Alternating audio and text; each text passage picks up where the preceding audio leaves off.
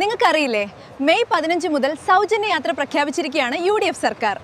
ഞാൻ കേരളം മൊത്തം ഒന്ന് കറങ്ങി ചുറ്റാൻ വേണ്ടി പോവുകയാണ്. സ്ത്രീകളുടെ മനസ്സറിയുന്ന സർക്കാരാണ് ഇപ്പോൾ വന്നിരിക്കുന്നത്. ഞാൻ ഇനി 2 ആഴ്ചത്തേക്ക് വീട്ടിലേക്കില്ല. ഭർത്താക്കന്മാരുടെ കാര്യം അവരിനി സ്വയം നോക്കട്ടെ.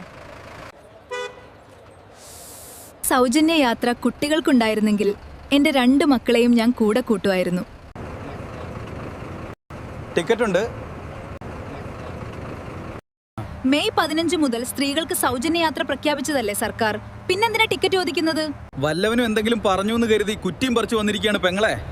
വല്ലവനും അല്ല സാറേ, പറഞ്ഞിരിക്കുന്നത് കേരളത്തിന്റെ പുതിയ മുഖ്യമന്ത്രിയാണ്. സ്ത്രീകൾക്ക് KSRTC ബസ്സിൽ സൗജന്യ യാത്രയാണ്. സൗജന്യ യാത്ര ഫ്രീ. എവിടെ വേണമെങ്കിലും പോവാം. എവിടെ വേണമെങ്കിലും ടൂറ് പോവാം, തീർത്ഥാടനത്തിന് പോവാം, അമ്പലത്തിൽ പോവാം, എവിടെ വേണമെങ്കിലും പോവാം. ഇത് ശരിക്കും ശരിയാണോ?